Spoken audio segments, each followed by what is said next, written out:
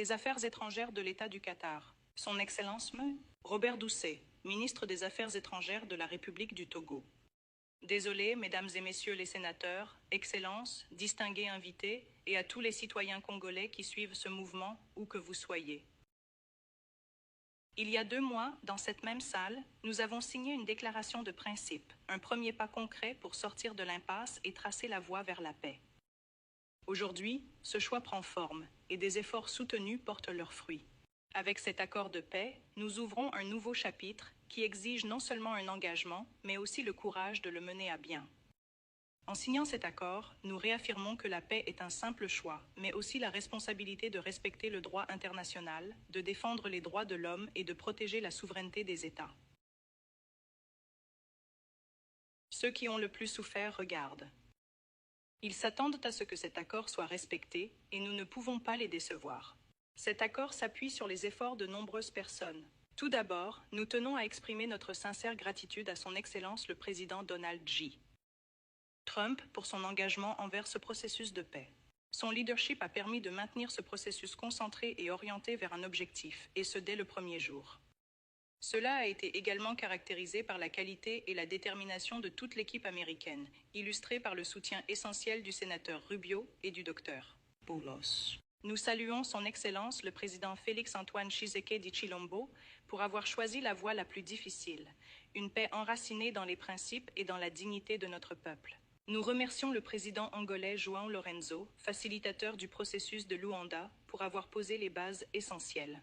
Nous sommes également reconnaissants à l'État du Qatar et à son Altesse l'Émir, dont le leadership a joué un rôle déterminant dans la convocation de la première rencontre directe entre nos 2 chefs d'État en mars, une démarche courageuse qui a jeté les bases du dialogue.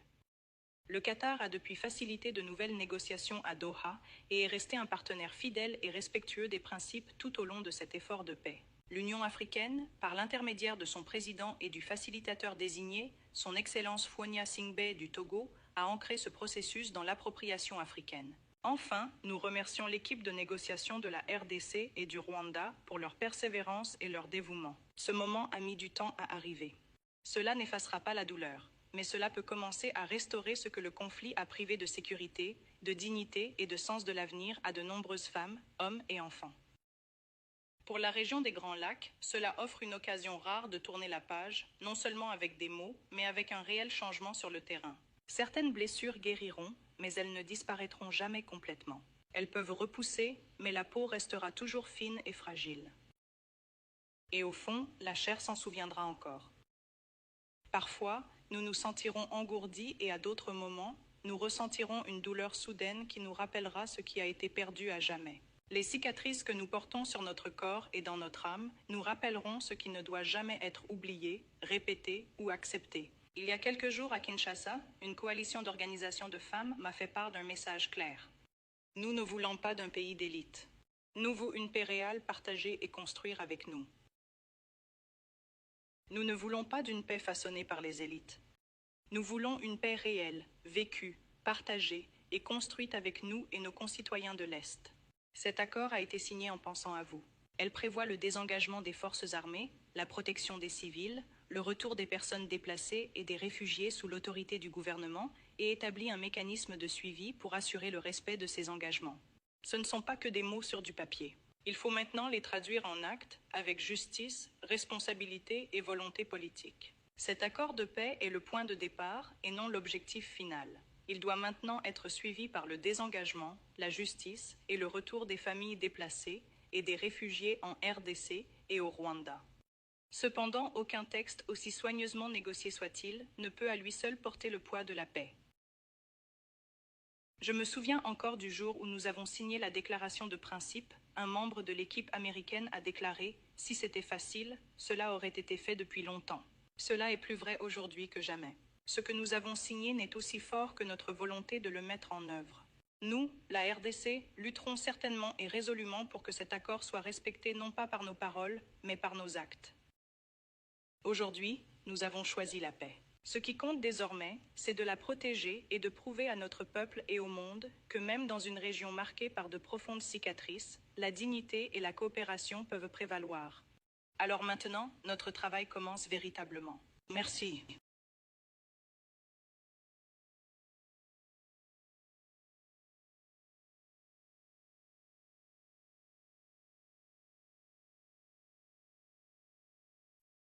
Thank you so much. Thank you very much. Thank you so much, Mr. President, for having us here. I think I can summarize my contribution in 3 main points. First of all, thank you and congratulations indeed for this remarkable milestone, which is putting an end to 30 years of conflict and of suffering, and which is redefining the perspectives that millions of Congolese and of citizens of the greater Great Lakes region will have. The second point is stay committed, stay on board. We need the United States to make sure that this agreement holds and that you hold us accountable. And the third point is, if you stay on board, I think there are so many perspectives that we can transform our partnerships through and that can usher in an era of prosperity, of growth, and of shared bilateral relationships that go well beyond the challenges that we've shared together and that can at least or finally focus on the potential and of the wealth that we can share. So again, our heartfelt gratitude to you on my behalf, but more importantly, on behalf of the people of the Democratic Republic of Congo. Thank you so much. Thank you very much. In the agreement we signed, we have taken the concept of operation for the neutralization of the FDLR, which is a vicious genocidal movement, and the lifting of Rwandan defensive measures. So this was already signed last year in November, so we will implement it. This concept of operation to do both things, to neutralize this movement, which has been destabilizing Rwanda for many years, and to lift our defensive measures. As for the M23, in the agreement also, we have decided to rely on the Doha talks, because there are currently talks between the AFC M23 and the DRC government to have a peace deal also that will complement the Washington peace agreement. So both things are taken care of. Thank you. Mr. President, will be... So as Caroline has mentioned, President, first of all, I want to let you know that I'm the only African reporter accredited here at the White House and covered for the entire continent. So I just arrived from Congo, Democratic Republic of the Congo, yesterday. I went to see firsthand how the people is feeling and the president's message, President Felix Tshisekedi, about this upcoming peace deal. And let me tell you firsthand what I witnessed myself. I spoke with the people on the street. I spoke with youth. They know your name. They know that our president named President Trump is working hard to finally bring peace to the country. I saw hope. They have hope now for a better day in Congo. They see what you're doing as a future, better future for Congo. And I had opportunity to sit down with President Felix Tshisekedi for an interview because I want to understand his mind, what he's thinking, his feeling about everything that your administration is doing. And he told me firsthand that for many years, many American presidents overlooked this conflict. They didn't do nothing. Even myself, I covered President Biden's administration. I pressed many times about this conflict. People are dying in Congo. This country has so much potential, but they need help because this war is destroying the country. Right. They never gave me any answer. And he told me, President Tshisekedi, that you have no idea, he's very thankful for what you're doing, for what your administration is doing. Not only him, the entire Congolese people. They see that finally they will have hope. And President Tshisekedi also mentioned at the end of my interview that when peace finally comes to the Democratic Republic of the Congo, he's thinking to nominate you as a Nobel Prize Peace because he said you deserve, you have been working to bring peace in the world, not only at the Congo, and he's very hopeful to meet you in the future. That's so nice. Boy, and that's so beautifully stated. And Caroline said, number one, she did say, and I shouldn't say this because it's politically incorrect, she said, she's beautiful, and you are beautiful. I'm not allowed to say that, that could be the end of my political career, but I said it anyway. But you are beautiful, and you're beautiful inside. So I wish I had more reporters like you. So you covered Africa for a long time? Yes, for over 10 years. Wow. I cover even your first administration. Yes, I know that. That's great. Well, thank you. That's so nice that you said that. Thank you.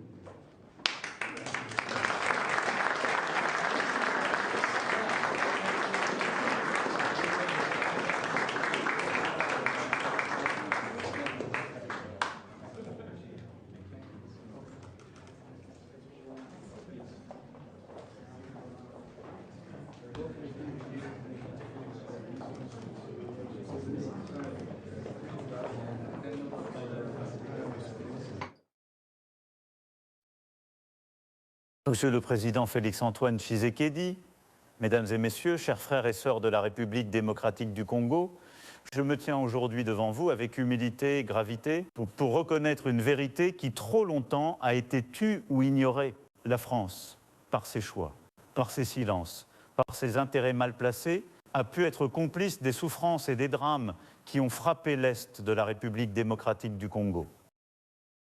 Je viens ici au nom de la nation française exprimer notre profond regret.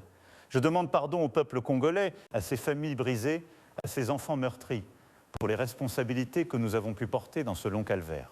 Monsieur le Président Tshisekedi, je vous le dis avec sincérité, je vous demande pardon. Monsieur le Président, pour ce qui a pu être commis ou toléré et qui a empêché votre peuple de vivre en paix, nous avons un devoir, celui de bâtir ensemble un avenir différent. La France se tiendra aux côtés du Congo pour la paix, pour la justice, pour la vérité. Je vous remercie. Que la paix du Seigneur soit avec vous. En temps RFI édition spéciale. Paris, ce 25 juin 2025, un tournant historique dans les relations franco-africaines. Le président français Emmanuel Macron vient de prononcer l'un des discours les plus marquants de son quinquennat, qualifié déjà par plusieurs analystes comme la plus grande annonce jamais faite par un chef d'État français concernant la République démocratique du Congo, la position diplomatique française, avec des mesures concrètes en soutien à la paix dans la région des Grands Lacs, incluant une mission d'enquête indépendante et un appui logistique aux efforts de stabilisation à l'est de la RDC. Une déclaration qui pourrait marquer le début d'un nouveau chapitre entre Paris et Kinshasa. Fin du flash spécial RFI. Voilà, le discours prononcé à l'instant même par Emmanuel Macron, le président français, au mémorial de Guy Saucy. Mes chers compatriotes, Congolaises et Congolais, nous vivons dans un pays où un plaignant va se plaindre auprès d'un juge à cause d'un cambrioleur qui est entré chez lui. Et ce juge impose au plaignant de pouvoir collaborer avec le voleur pour qu'il puisse partager ses biens mobiliers et immobiliers. Et à la fin, le plaignant, il est content. Voilà, c'est ça l'image du Congo. C'est ça l'image de cet accord. Lorsque vous dites que le Rwanda est en train de piller votre pays, que le Rwanda est aujourd'hui le premier exportateur du coltan, alors que dans son propre pays, il n'a même pas un seul gramme de cette matière première, et que vous allez vous-même aux États-Unis pour demander à pouvoir brader vos richesses en échange de sécurité, et que les États-Unis vous demandent à vous de pouvoir co-gérer votre propre pays avec ce pays agresseur, en signant un accord que le Congolais ne connaît ni d'Adam ni d'Ève, ni par où ça a commencé et ni par où ça va se terminer. Ils sont contents, ils fêtent, ils pètent du champagne. Voilà mon pays, la République démocratique du Congo.